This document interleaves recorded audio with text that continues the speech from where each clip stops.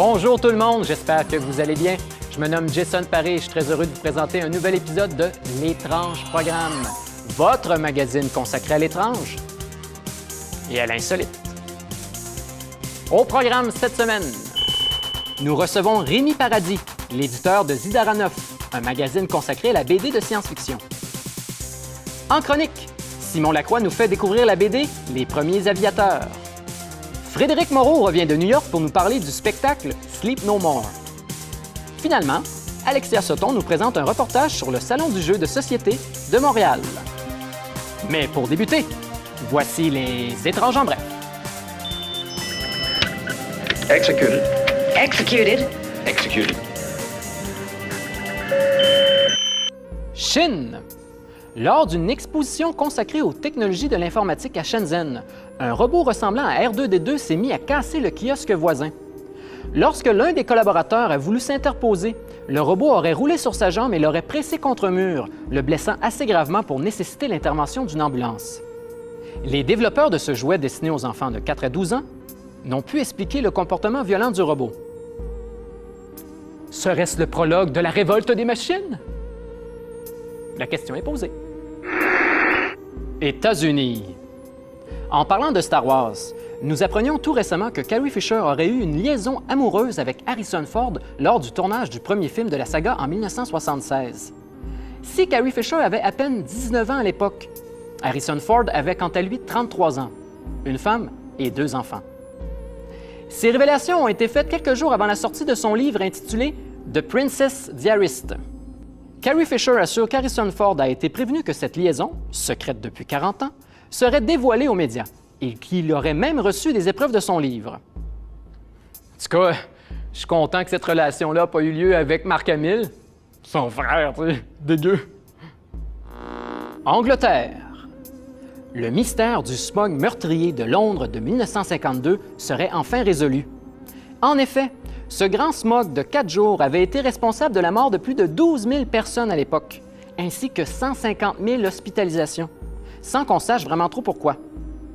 Après avoir minutieusement étudié des échantillons d'air pollués en provenance de 2 villes chinoises, Pékin et Xi'an, des scientifiques britanniques sont arrivés à la conclusion que ce sont des dioxydes de soufre et d'azote, polluants provenant de la combustion du charbon industriel, qui auraient provoqué une intoxication massive en se mêlant à des vapeurs d'eau et en formant ainsi des particules d'acide sulfurique et nitrique. Bref, une pluie acide à grande envergure. Fichtre. Québec. Une mère a été récemment convoquée pour siéger sur le jury du procès du meurtrier de sa propre fille. Tuée à Montréal en 2014, la jeune fille de 17 ans aurait été tuée par son copain, du moins selon l'accusation. Le procureur responsable du procès affirme n'avoir jamais vu une telle erreur se produire en 28 ans de carrière. Reste que la mère se serait bien passée de ça. Entre-temps, le procès de Jonathan Mahautière n'a toujours pas commencé, car l'accusé a décidé de congédier ses 2 avocats tout juste avant le début des procédures.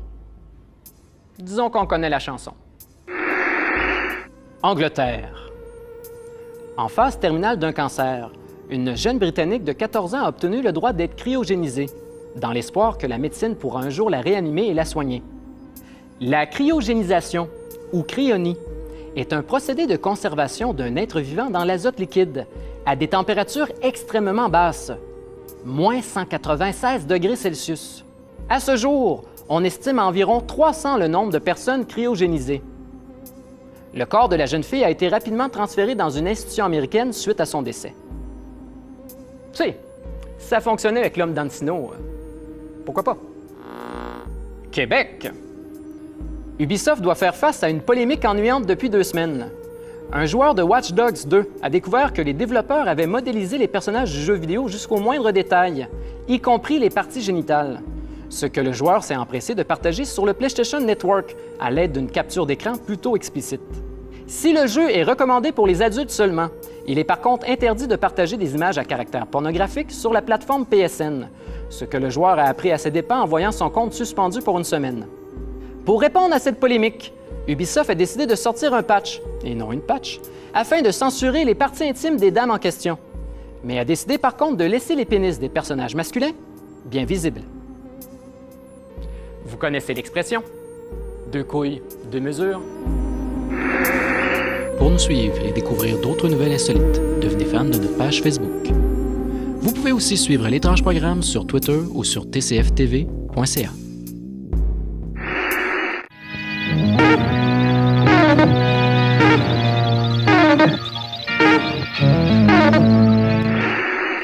Comme première chronique ce soir, nous recevons Simon Lacroix qui vient nous parler d'une bande dessinée. Alors, salut! Salut, ça va? Ben oui, toi? Oui, donc ce soir, je vous parle des premiers aviateurs, une BD qui vient de sortir de Francis Desharnais et Alexandre Fontaine-Rousseau. OK. Ça s'appelle Les premiers aviateurs, mais c'est plus sur les gens à travers l'histoire qui ont essayé de voler. Ah oui? Donc, pour ça qu'ils appellent les premiers aviateurs. Donc, ça remonte-tu jusqu'au Moyen-Âge ou même plus loin, ou c'est plus 19e? Il y a 5 histoires, dans le fond. Okay. Celle la plus vieille date de 1678. Ah oui? C'est un gars qui s'était patenté une affaire avec des genres de rames. Il était supposé de voler avec ça, mais en fait, ils ont retracé cette personne-là en trouvant un texte sur lui, mais est-ce qu'il a vraiment réussi à voler? Là? On ne sait pas. Non, ben, en fait, eux, ils en doutent un peu. Là. OK. Les 3 autres histoires? En fait, il y en a 4 autres. Il y en a une qui est, en fait, moi, c'est ma préférée. C'est la plus drôle. C'est un gars qui a essayé de voler en se jetant du premier étage de la Tour Eiffel, habillé d'un costume de chauve-souris. OK, Puis ouais. là, dans l'histoire, c'est vraiment drôle. Ben, en fait, le gars, il s'est tué, on s'entend. On peut même voir... en fait, les frères Pâté étaient là pour filmer l'événement. Okay. Ils ont fait ça un matin. Il y avait une couple de personnes qui étaient là pour assister à l'événement. Eux, dans le fond, ils voulaient juste voir quelqu'un se casser la gueule. Ouais. Peut-être qu'ils ne pensaient pas qu'il allait mourir. Puis là, ben, c'est ça, dans la manière que c'est raconté. Tu vois les gens en dessous de la Tour Eiffel. Puis il n'arrête pas de narguer le gars qui essaie de se faire jeter son en bas. expérience, moi. Puis là, il dit, ben là, c'est quoi, tu as peur de tomber? Puis là, il arrête pas de dire, non, moi, je serais pas assez calme pour faire ça. Puis là, les gens dans la foule commencent à s'assiner avec lui, c'est vraiment drôle. OK. En fait, c'est une BD assez humoristique. Qu'est-ce qui a amené les deux artistes à travailler ensemble, en fait?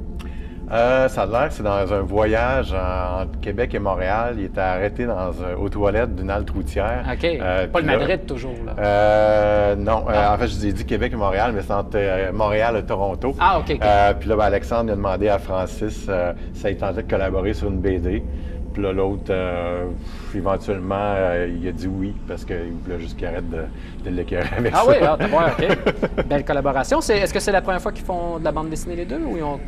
Francis a quand même un gros parcours. Il a ouais? fait Burquette, il a fait... Ben, sa dernière, avant celui-là, c'est La guerre des arts, qui est d'ailleurs la manière qu'il a fait... En fait, lui, il a fait surtout les dessins là-dessus. La manière qu'il a fait les dessins, ça ressemble beaucoup d'ailleurs à sa BD La guerre des arts, OK. Surtout dans le minimalisme. Des fois, on dirait que c'est le même dessin dans chaque case. Donc, Francis s'occupe du dessin et Alexandre, lui, c'est plus le scénario, c'est ça? Exactement. Okay. En fait, jusqu'à maintenant, je crois qu'il a juste été scénariste de BD. Il a scénarisé aussi Les Cousines Vampires et 2 autres BD. OK. Puis pour celle-là, Les premiers aviateurs, c'est quoi tes impressions? Moi, j'ai adoré. Est-ce qu'il y a un aspect comique? Parce que, au-delà du côté tragique de certaines histoires, est-ce que c'est drôle? Est-ce que c'est... Oui, mais surtout que des fois, il ajoute des éléments qui n'ont pas vraiment de rapport dans l'histoire. Comme à un moment donné, il y a quelqu'un, je parle de 1800, je sais pas, 1890, mettons, qui fait une expérience d'essayer de voler. OK. Puis là, il dit qu'il a installé un système de son dans son avion, OK. où est-ce qu'il écoute du Skrillex. Du Skrillex, c'est quoi ça? C'est un groupe de métal? Ou ça? Non, ça, c'est genre de... Ouais, c'est quoi, là? Je sais même pas. Mais je connais pas Skrillex, mais c'est un groupe de musique. C'est genre dubstep, là. OK. Ah oui, OK. OK. Non, on s'entend qu'en 1890, c'était pas... Non, c'est ça. C'était pas un genre très couru. Puis, c'est publié par qui? C'est les éditions Papa qui a publié d'ailleurs d'autres BD de Francis Desharnais et de Alexandre Fontaine-Rousseau. Puis c'est disponible depuis tout récemment? Oui, c'est sorti il n'y a même pas une semaine, donc là, ça doit être rendu dans tous les librairies. Mi-novembre à peu près. Mm-hmm. Parfait, bien merci Simon. Ben, merci. Alors tu restes avec nous? Oui. Pour l'instant, on va aller voir notre étrange séquence de la semaine. Alors je ne sais pas si vous aimez la sensation de vous baigner nu. Bien, c'est ce qu'on va aller voir, un petit moment de détente en fait avant la pause publicitaire.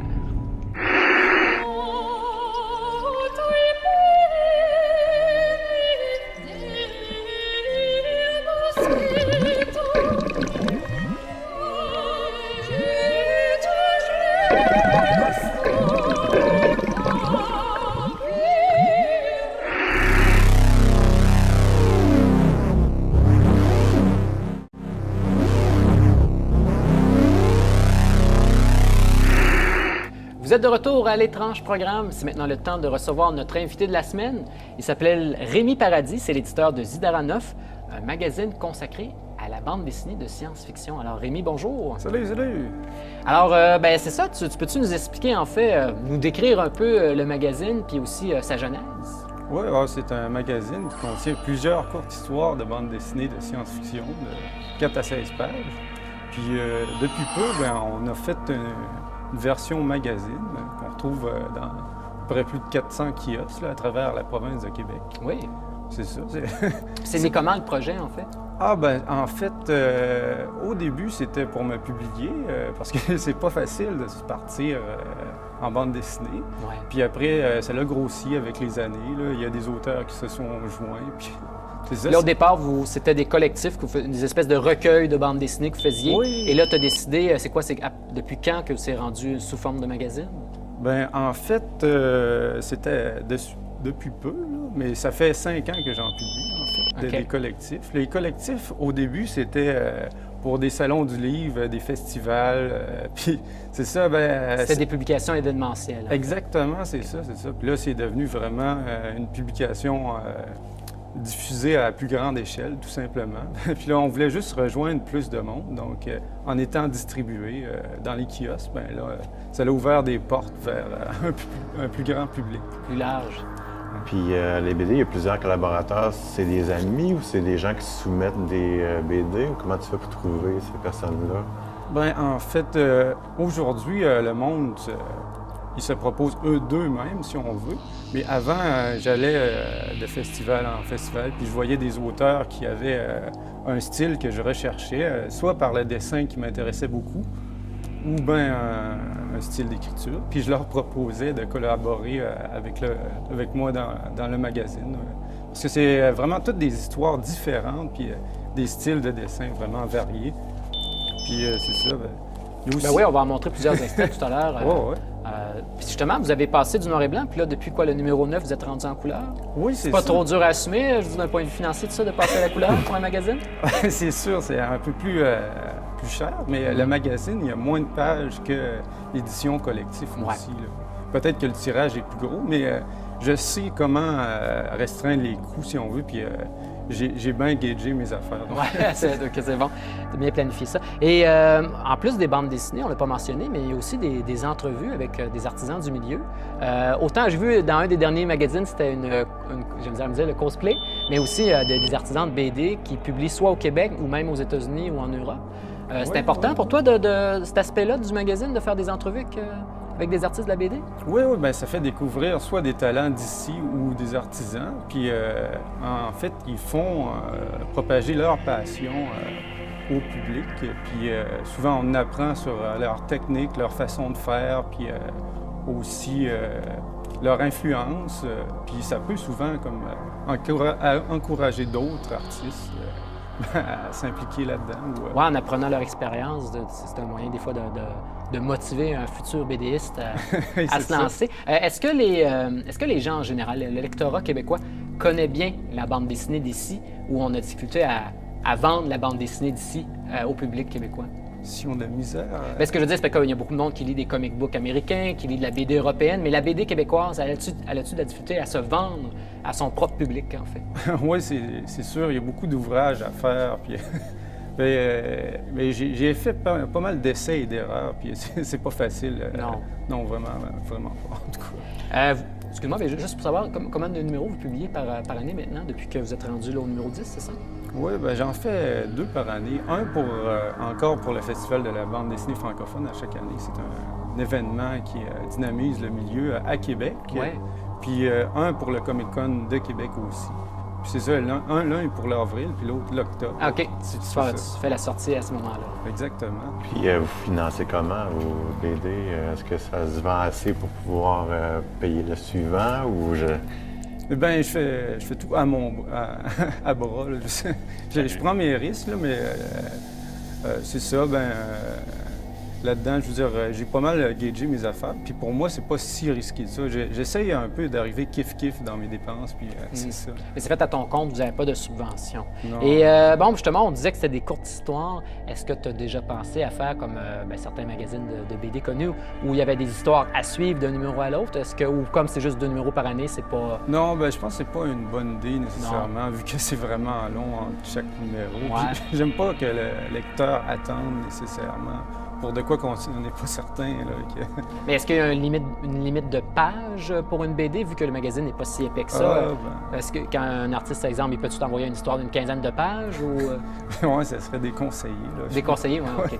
Mais c'est rendu 4 à 6 pages pour le magazine. Okay. Sinon, pour une version collective, là, ça peut aller jusqu'à 12 pages. À 12 pages, OK.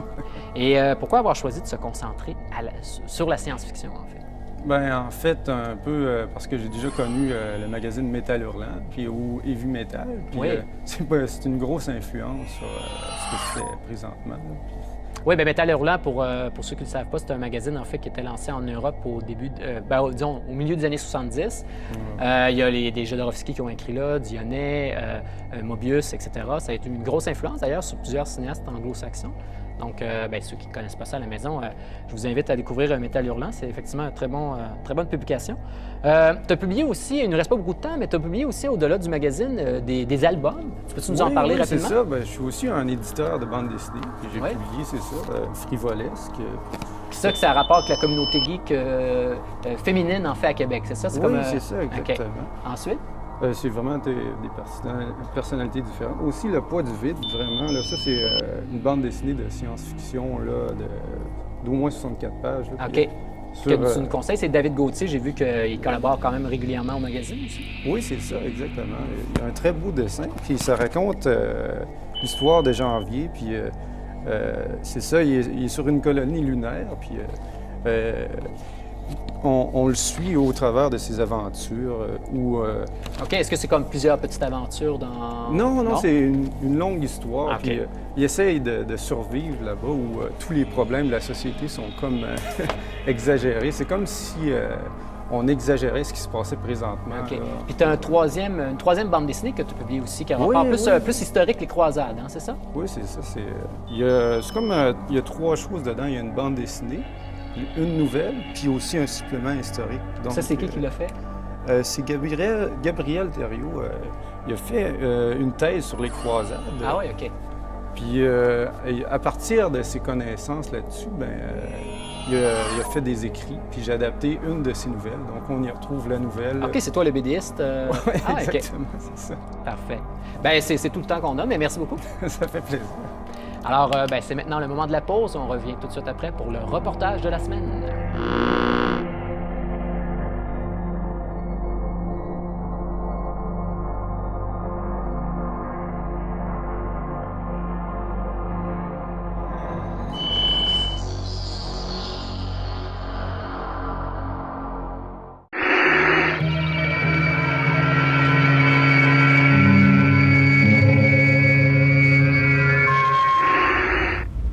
Vous êtes de retour à l'étrange programme. C'est maintenant le moment de vous présenter le reportage de la semaine. Alors, Alexia, bonjour. Bonjour. De quoi parle le reportage cette semaine? Alors, on s'est rendu au Salon du jeu de société de Montréal et ça valait vraiment le détour pour découvrir une belle diversité de jeux de société, puzzles, etc., etc. Parfait. Puis ça avait lieu où? C'était au Collège de Maisonneuve. Parfait, merci. Allons voir ça. Pour la 3e année consécutive, le Salon du jeu de société de Montréal présente plus de 200 jeux pour petits et grands.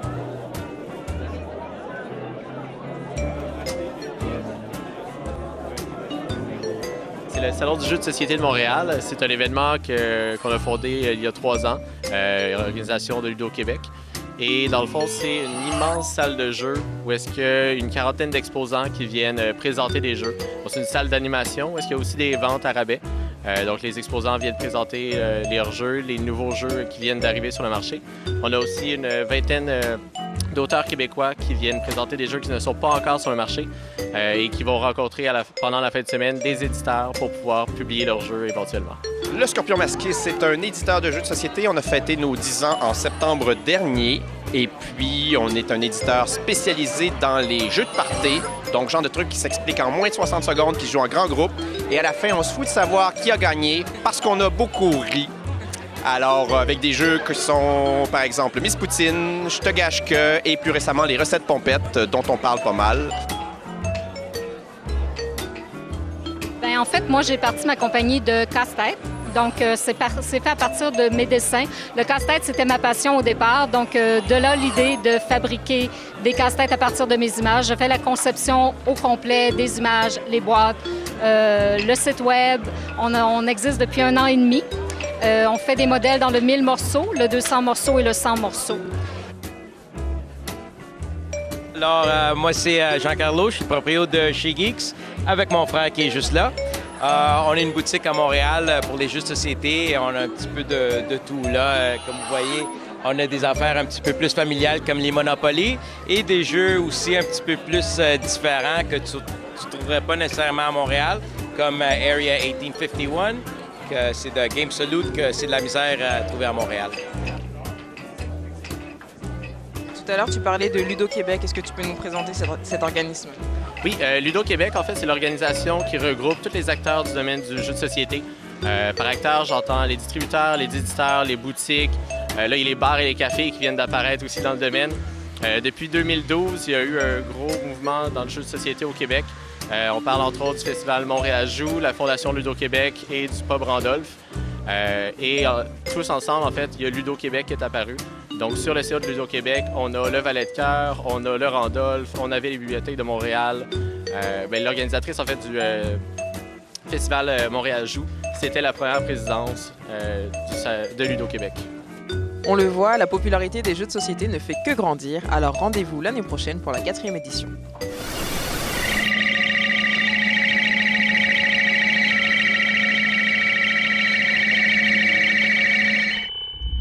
Nous recevons maintenant Frédéric Moreau qui vient nous parler d'un spectacle qui a lieu à New York. Oui, tout à fait. Je suis allé à New York pour vous spécialement. C'est magnifique. Oui, voilà. Un spectacle qui s'appelle Sleep No More, donc qui existe maintenant depuis une dizaine d'années à New York.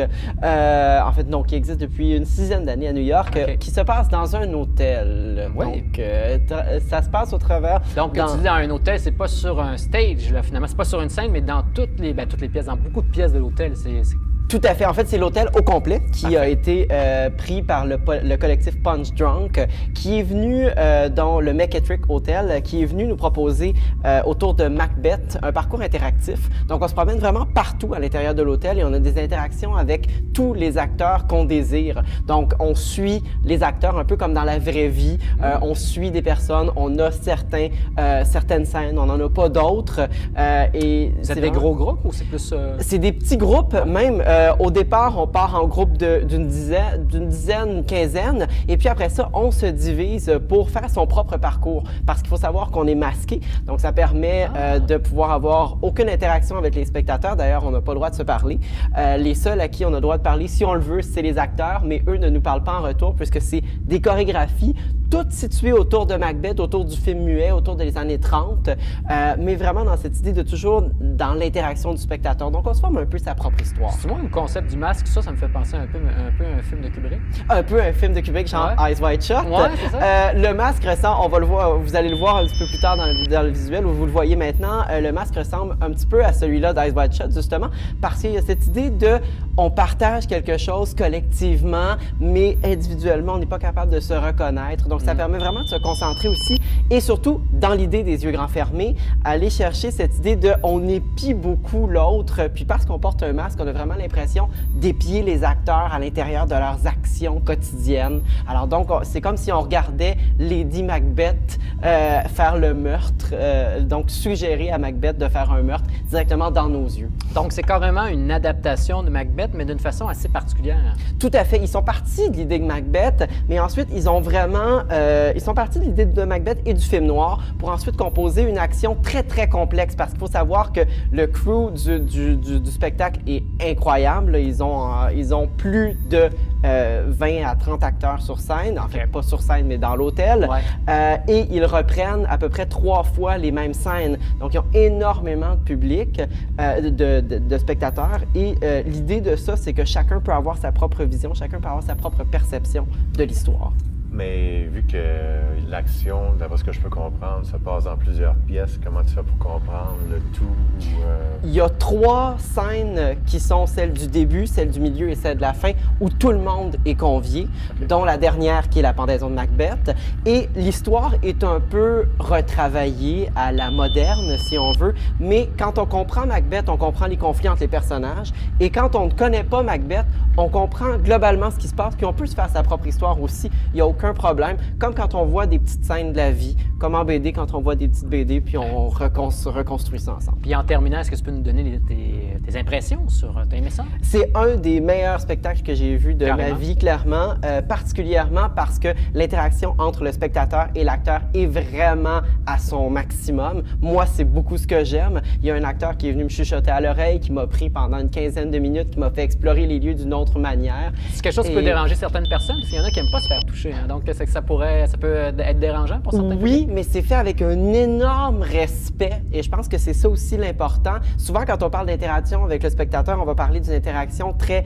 en force, très rude, mais là, même si elle a comme objectif de nous marquer, donc que les images nous marquent, elle se fait d'une manière vraiment très respectueuse du spectateur. Parfait. Rappelle-nous le nom de l'hôtel où ça a lieu? Sleep No More au McKittrick Hotel, proche de Greenwich Village, à New York. Parfait. Bien, merci beaucoup. Ça fait plaisir. Merci à toi aussi.